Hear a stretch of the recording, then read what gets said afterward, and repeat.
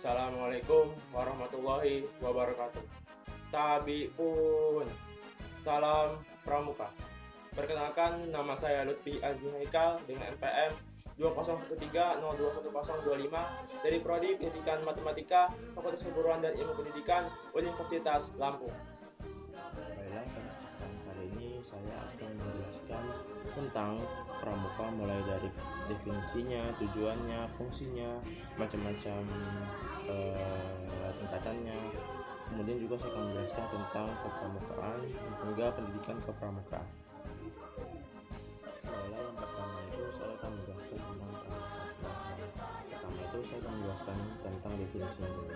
Nah, pramuka atau yang lebih dikenal dengan kepanjangannya adalah Praja Mula Karana atau orang muda yang suka berkarya.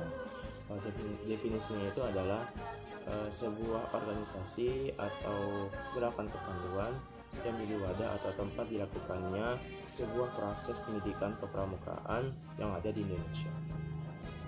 Baiklah, yang selanjutnya itu saya akan menjelaskan tentang tujuan-tujuan dari kegiatan pramuka. Nah, secara umum tujuan dari pramuka itu adalah melatih para generasi muda agar bisa menggali potensi dalam dirinya sendiri, baik itu intelektual, spiritual, sosial, dan juga fisiknya. Lalu jika kita mengurai satu-satu setiap unsur tadi, maka tujuan kegiatan pramuka secara khusus itu ada 3. Yang pertama itu membentuk kepribadian atau akhlak yang mulia bagi para generasi muda. Lalu yang kedua itu adalah menanam jiwa rasa cinta tanah air dan juga bangsa ke dalam diri para generasi muda. Lalu yang ketiga itu menggali potensi dalam diri dan meningkatkan keterampilan bagi para generasi muda agar bisa menjadi manusia yang bermanfaat ke depannya bagi masyarakat maupun negara. Lalu yang selanjutnya itu saya akan menjelaskan tentang fungsi-fungsi dari kegiatan pramuka. Nah, fungsi-fungsi dari kegiatan pramuka itu secara umum ada 3. Yang pertama itu adalah menjadi kegiatan bagi para generasi muda. Nah, artinya itu bahwa setiap para generasi muda pasti memerlukan kegiatan untuk mengisi waktu luangnya yang tidak hanya menyenangkan tetapi juga mendidik bagi mereka agar mereka bisa menjadi orang yang lebih agar mereka bisa menjadi orang yang baik. Jadi haruslah kegiatan pramuka itu haruslah selain menghibur dan menyenangkan juga harus memiliki tujuan, menyehatkan tubuh serta memiliki tujuan yang terarah. Lalu yang kedua itu fungsinya itu adalah pengertian bagi orang dewasa. Nah, artinya itu adalah bagi orang dewasa kegiatan pramuka itu adalah tugas yang harus diemban secara dengan ikhlas, kerelaan dan juga pengabdian. Nah, melalui kegiatan pramuka itu diharapkan bagi orang dewasa itu dapat membaktikan dirinya dalam mencapai tujuan dari kegiatan pramuka itu. Lalu yang ketiga itu adalah alat bagi organisasi dan masyarakat. Artinya itu adalah dalam perkembangannya kegiatan pramuka itu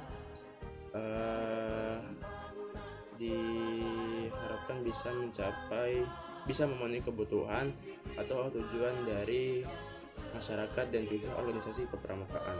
Nah, jadi artinya itu adalah dengan dilaksanakannya latihan kegiatan kepramukaan yang dilakukan secara berkala dapat mewujudkan tujuan dari kegiatan pramukaan dan juga masyarakat. Lalu yang selanjutnya itu saya akan menjelaskan tentang prinsip-prinsip dari kegiatan pramuka. Nah, dalam pramuka itu setiap kegiatannya harus berlandaskan terhadap prinsip-prinsip yang sudah ada. Nah, prinsip-prinsip dari kegiatan pramuka itu ada 4. Yang pertama itu adalah keimanan dan takwa terhadap Tuhan Yang Maha Esa. Lalu yang kedua itu rasa peduli terhadap tanah air dan juga bangsa. lalu terhadap sesama manusia dan juga alam sekitar. Lalu yang ketiga itu rasa peduli dan rasa tanggung jawab terhadap diri sendiri. Lalu yang keempat itu adalah patuh dan taat terhadap kode kehormatan pramuka. Nah, untuk kode kehormatan pramuka itu mempunyai dua buah kode kehormatan. Yang pertama itu adalah satya, atau yang lebih dikenal dengan sebutan janji, atau maksudnya dan dharma, atau artinya itu adalah ketentuan moral. Nah, dalam pramuka itu kan ada namanya tingkatan-tingkatan. Nah, itu nanti akan saya jelaskan pada sesi selanjutnya. Baiklah, yang selanjutnya itu saya akan menjelaskan tentang macam-macam pramuka berdasarkan tingkatannya. Nah, dalam pramuka itu tingkatannya itu didasarkan pada rentang usianya. Nah, yang pertama itu saya akan menjelaskan tentang pramuka siaga. Nah, pramuka siaga itu adalah pramuka yang anggotanya itu memiliki rentang usia dari 7 sampai 10 tahun. Atau jika kita lihat dari usia sekolah itu siswa dari siswa kelas 2 SD sampai 5 SD. Nah, untuk pramuka siaga itu mempunyai dua kode kehormatan yang saya sudah jelaskan tadi di bagian prinsip-prinsip tadi, itu yaitu adalah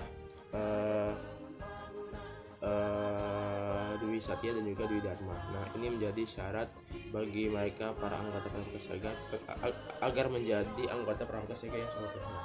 Nah, dalam pramuka siaga itu ada satuan terkecil yang disebut barung. Nah, di dalam setiap barung ini akan dipilih seorang ketua barung yang dipilih dari anggota-anggotanya. Nah, dan dari ketua barung ini lagi akan dipilih seorang ketua lagi yang disebut dengan sulung, atau disebut juga sebagai ketua barung utama. Nah, sulung ini tuh biasa disebut sebagai ketua perindukan. Nah, untuk perindukan itu adalah satuan terbesar dari pramuka siaga. Nah, jadi kumpulan-kumpulan dari barung itu akan membentuk sebuah kumpulan yang disebut dengan perindukan. Nah, ketua dari perindukan itu adalah sulung tadi itu. Nah, seperti itu. Nah, yang selanjutnya itu saya akan menjelaskan tentang pramuka penggalang. Nah, ini adalah golongan pramuka yang maksudnya tingkatan pramuka setingkat di atas siaga. Nah, untuk pramuka penggalang ini diusulkan untuk anggota pramuka yang usianya itu rentang usianya itu di antara 11 sampai 15 tahun. Nah, untuk usia sekolah itu sekitar di antara kelas 6 SD sampai 1 SMA. Nah, untuk pramuka penggalang ini satuan terkecilnya disebut regu. Nah, setiap regu ini akan dipimpin oleh seorang yang namanya ada pimpinan regu. Nah, dan nama-nama regu untuk dari di golongan laki-laki dan perempuan itu berbeda namanya. Nah, untuk yang laki-laki itu menggunakan nama-nama dari binatang, sementara untuk dari perempuan itu menggunakan nama-nama dari bunga. Nah, nanti regu-regu tadi akan dikumpulkan menjadi satu dan akan dikoordinir oleh seorang yang akan mengkoordinir mereka yang disebut dengan pratama untuk putra dan pratami untuk putri. Baiklah, selanjutnya saya akan menjelaskan tentang pramuka penegak. Nah, untuk pramuka penegak ini rentang usianya itu dari 16 sampai 20 tahun. Nah, untuk pramuka penegak ini memiliki satuan terkecil yang disebut dengan sangga, sementara satuan terbesar yang disebut ambalan.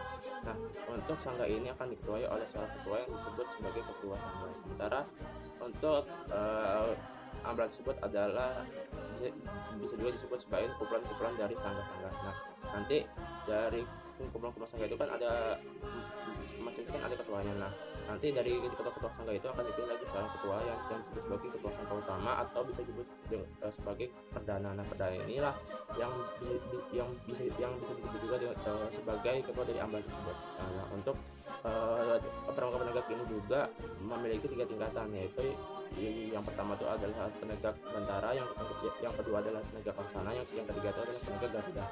Nah, untuk pramuka penegak ini juga memiliki kemiripan dari tingkat kehormatannya dengan pramuka penggalang. Nah, untuk pramuka penegak ini kehormatannya itu adalah Trisatya, pramuka penegak, dan juga Dasa Dharma. bela yang selanjutnya itu adalah pramuka pandega. Nah, ini adalah satu tingkat di atas pramuka penegak. Nah, untuk rentang usianya itu sekitar antara 21 sampai 25 tahun.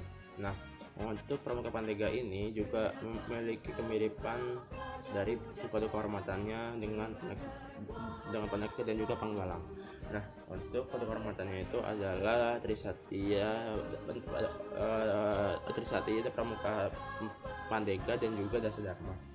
Dan untuk pramuka pandega ini mempunyai himpunan yang disebut dengan rencana, dan rencana ini akan diketuai oleh seorang ketua yang disebut juga dengan pradana.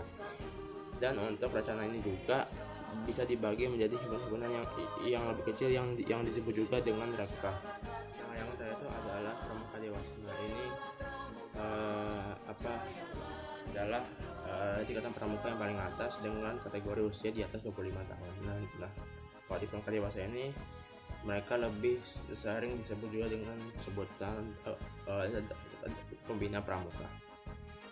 Nah, setelah kita tadi membahas tentang pramuka, sekarang kita akan membahas tentang kepramukaan. Nah, kepramukaan itu apa sih? Ya, jadi kepramukaan itu adalah kegiatan-kegiatan yang ada di dalam pramuka yang sifatnya itu menyenangkan sekaligus mendidik. Nah, jadi di dalam pramuka itu kan ada yang saya sudah jelaskan tadi itu ada tingkatan-tingkatannya tuh. Nah, itu setiap tingkatan tuh kegiatan kepramukaannya tuh berbeda-beda. Nah, jadi misalnya nih, nah sekarang kita akan membahas nih per tingkatan-tingkatannya itu. Nah, jadi yang pertama itu ada pramuka siaga. Nah, pramuka siaga itu kegiatan kepramukaan itu antara lain ada permainan bersama, ada pasar siaga atau bazar, ada pameran siaga, ada darma wisata, terus ada karnaval, ada juga pentas seni budaya, ada juga perkemahan satu hari.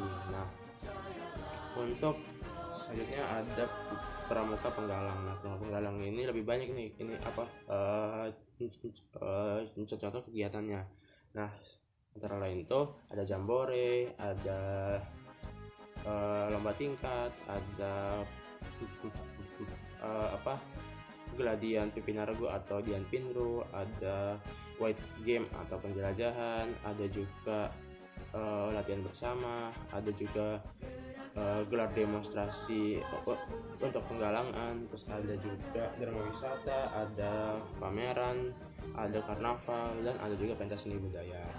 Nah, itu untuk pramuka penggalang.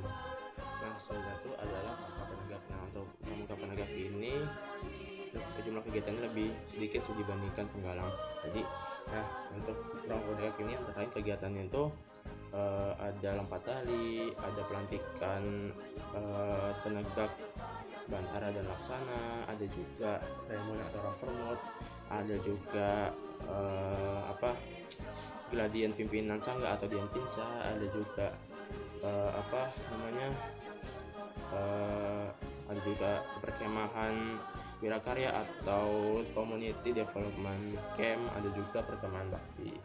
Nah, terus untuk yang selanjutnya itu ada pramuka pandega. Nah, untuk pramuka pandega ini kurang lebih sama kegiatannya dengan penegak. Nah, jadi ada pihak-pihak yang menangani untuk kegiatan-kegiatan yang ada di pramuka pandega dan pandega ini, namanya Dewan Kerja. Nah, terus untuk yang menangani ini nama lengkapnya itu adalah Dewan Kerja Pramuka Penegak dan Dewan Kerja Pramuka Pandega.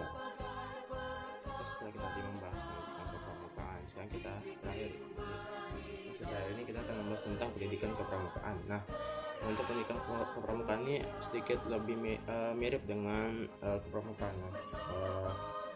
Namun ada sedikit perbedaan di situ. Dan saya akan menjelaskan di sini. Yang pertama itu dari definisinya dulu. Nah, definisinya itu pendidikan kepramukaan itu adalah proses pendidikan yang melengkapi proses pendidikan di sekolah dan juga di rumah atau di keluarga, di lingkungan keluarga yang menarik, menyenangkan, sehat, terarah, teratur, dan praktis yang dilakukan di alam terbuka dengan mengedepankan prinsip-prinsip dasar kepramukaan serta menggunakan metode-metode pendidikan kepramukaan. Nah, yang selanjutnya itu saya akan membahas tentang fungsi dari pendidikan kepramukaan. Nah, sama seperti yang saya sudah jelaskan tadi di sesi pertama tadi mengenai fungsi pramuka tadi, sebenarnya tidak jauh beda dengan itu. Nah, jadi yang pertama itu sebagai sebuah permainan yang selain menyenangkan juga menantang juga mendidik. Terus yang kedua itu adalah pengabdian bagi orang dewasa. Lalu yang ketiga itu sebagai alat untuk sebagai pembinaan dan juga pengembangan diri bagi para anggota pramuka itu. Lalu yang saja saya akan membahas tentang sifat-sifat dari pendidikan kepramukaan itu. Nah, itu ada 5. Yang pertama itu ada terbuka. Nah, terbuka itu maksudnya adalah pendidikan kepramukaan itu bisa dilakukan di mana saja. Bisa dilakukan di dalam ruangan, bisa juga dilakukan di luar ruangan. Nah, terus yang kedua itu ada universal. Nah, universal itu maksudnya adalah semua kegiatan kepramukaan itu, pendidikan kepramukaan itu harus tetap berpedoman dan mengacu pada prinsip-prinsip dari pramuka. Nah, itu termasuk juga dengan mengedepankan dari Satya dan juga Dharma, lalu juga tetap berpedoman pada definisi dan juga tujuan dari pramuka itu sendiri. Nah, terus yang ketiga itu adalah sukarela. Nah, sukarela itu artinya tidak ada unsur paksaan bagi setiap orang untuk bergabung ke dalam anggota pramuka. Jadi bebas, bisa siapa saja yang mau dan bersedia untuk mengikuti kegiatan pramuka. Nah, terus yang keempat itu adalah patuh dan taat terhadap peraturan-peraturan yang ada di dalam pramuka, serta juga patuh dengan hukum dari negara kita itu negara Kesatuan Republik Indonesia. Nah, lalu yang terakhir itu adalah bahwa pramuka itu adalah bukan sebuah organisasi politik ataupun yang mengandung nilai politik. Nah, selanjutnya saya akan membahas tentang nilai-nilai yang ada di dalam pendidikan kepramukaan. Nah, untuk nilai yang ada di dalam pendidikan kepramukaan ada 2, yaitu nilai formal dan nilai materialnya. Untuk nilai formal itu adalah nilai pendidikan yang merujuk pada pendidikan watak, karakter, dan kepribadian dari setiap anggota pramuka. Nah, untuk yang kedua itu ada nilai material. Nah, nilai material itu tadi adalah nilai-nilai yang merujuk pada penggunaan secara praktis. Nah, jadi kayak ada ilmu-ilmu dalam pramuka itu yang bisa kita terapkan dalam keseharian kita gitu. Nah, terus yang sudah saya akan bahas tentang pilar-pilar dalam pendidikan kepramukaan. Nah, untuk pilar-pilar dalam pendidikan kepramukaan ada 3. Yang pertama itu ada modern. Nah, modern itu maksudnya adalah pendidikan kepramukaan itu fleksibel, dinamis, sehingga dapat mengikuti perkembangan zaman. Nah, terus yang kedua itu adalah asas manfaat. Nah, artinya itu bahwa pendidikan kepramukaan itu harus mengedepankan sebuah kegiatan yang bisa mendidik serta memberikan manfaat bagi setiap anggota pramuka tersebut. Nah, terus yang ketiga itu adalah asas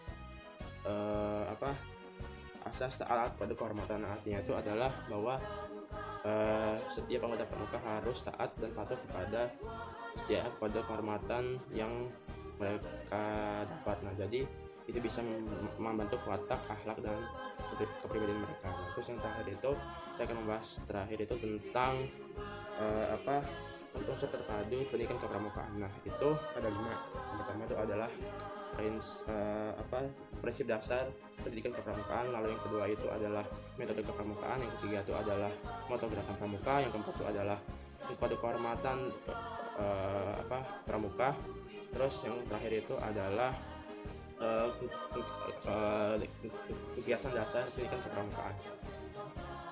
Baiklah, itu tadi penjelasan tentang kepramukaan dan pendidikan kepramukaan dari saya. Jika ada salah kata dari saya mohon maaf, dan kepada Allah mohon ampun. Terima kasih. Wassalamualaikum warahmatullahi wabarakatuh. Salam pramuka.